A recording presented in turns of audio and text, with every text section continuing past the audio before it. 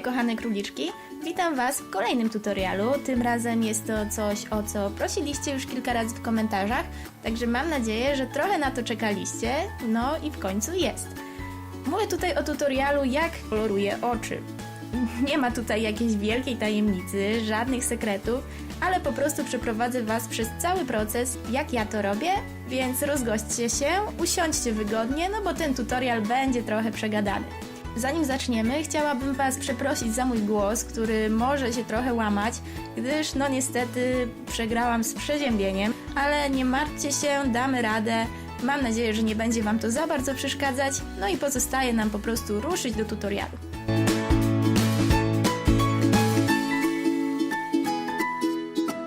Zaczynam od rozrysowania sobie linii pomocniczych, czyli gdzie zaczynają się i gdzie kończą nasze oczy.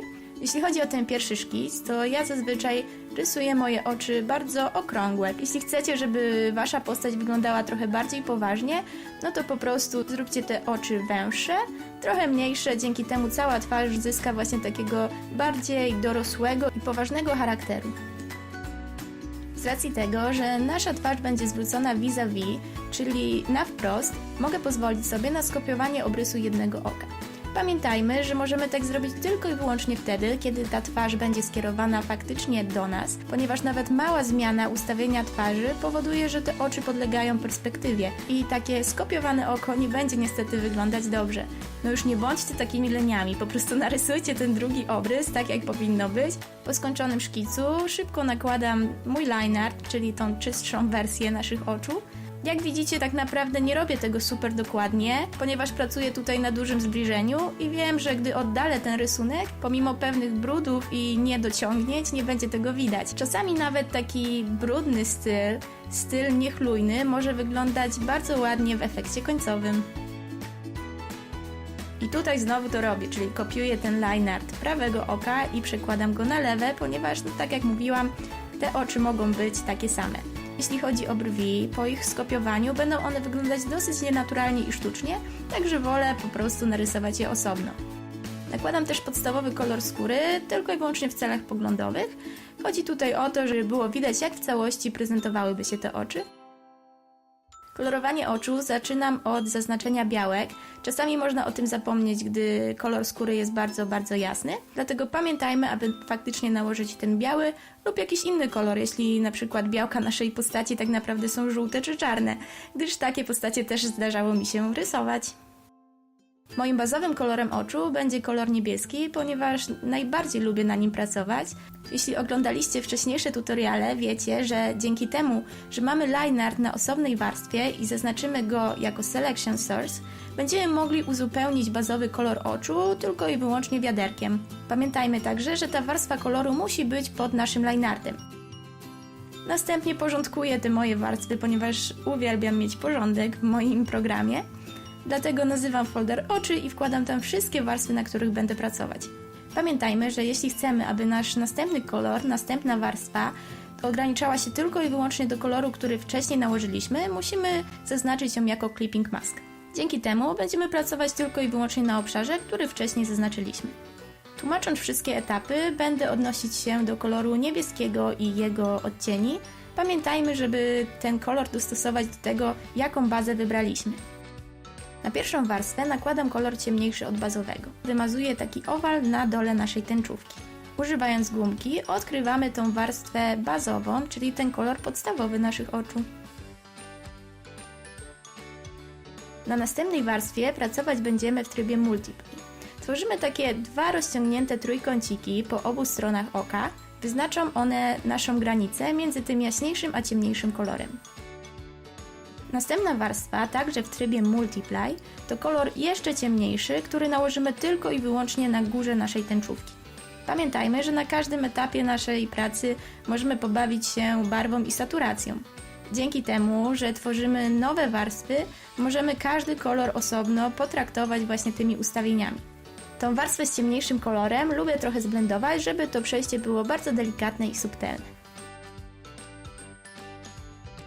Następna warstwa w trybie Overlay pozwala nam stworzyć takie pierwsze odbicie światełka na samym dole naszej tęczówki.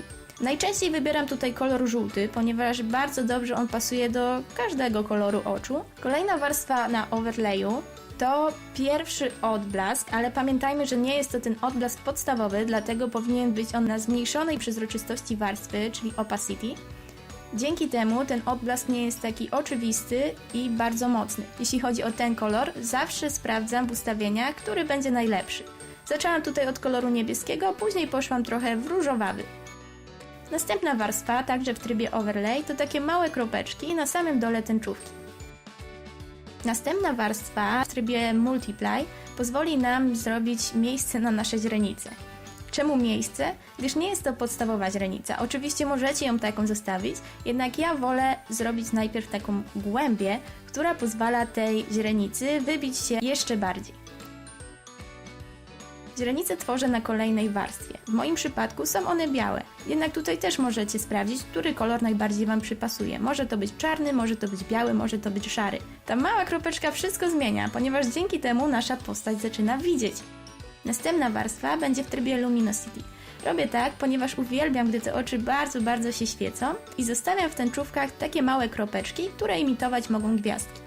Jeśli nie macie takiego pędzla, który pozwoli rozproszyć Wam te małe kropeczki, możecie spokojnie zrobić to ręcznie. Oczywiście zajmie to więcej czasu, ale efekt będzie podobny. I teraz przechodzimy do najważniejszej części, czyli tworzenia naszego odbicia światła. Pamiętajmy, że taki tak zwany blik, czyli to odbicie, powinno przychodzić także przez nasz liner. Po stworzeniu tej warstwy na samej górze tworzymy nasze odbicia światła. Musimy pamiętać, że jeśli to światło w naszych oczach będzie po lewej stronie, powinniśmy być konsekwentni także w całym rysunku, więc poświetlajmy tę postać z lewej strony. Oprócz podstawowych odbić światła, lubię robić też takie małe pociągnięcia pędzla także na naszym obrysie. Dzięki temu dodajemy jeszcze więcej blasku tym oczom. Oczywiście ze wszystkim można przesadzić, jednak ostatnio bardzo lubię dodawać właśnie te małe odbicia także na linearcie. No dobra, kto chce jeszcze więcej blasku w naszych oczach? Jeśli tak, no to stwórzcie dodatkową warstwę z kolorem szarym, która będzie na górze naszej tęczówki. Możemy ją trochę rozmazać i zmniejszyć opacity, dzięki temu doda ona takiego lekkiego połysku naszym oczom. Ostatnim etapem będzie pokolorowanie naszych rzęs, naszego obrysu. Uważam, że dodaje to naprawdę dużo naszej pracy, a wystarczy tylko pobawić się tymi liniami. Jednak uważajcie, ponieważ gdy mamy na przykład zielone oczy, nie oszukujmy się, zielone rzęsy będą wyglądać dziwnie. Także pamiętajcie, aby jednak sprawdzić, a nie iść dokładnie tym utartym szlakiem, że rzęsy zawsze muszą mieć kolor oczu. Najbardziej uniwersalnym kolorem oczywiście zostanie tutaj czarny, ponieważ czarny będzie pasował do każdego koloru bazowego. No dobra, teraz już naprawdę ostatni etap w trybie overlay nad naszą warstwą line artu. Przemalowuję także końcówki naszych rzęs, aby wyglądały bardziej świecąco. No i w sumie to tyle. Jak zwykle życzę Wam powodzenia. Dajcie znać, jeśli chcielibyście poznać jakieś inne tajniki mojego rysunku. No i mam nadzieję, że w jakimś stopniu ten tutorial będzie Wam pomocny. Nie poddawajcie się, rysujcie i uważajcie na przeziębienia. Mam nadzieję, że wytrzymacie się ciepło. Do zobaczenia w następnym odcinku. Buziaki! Mua!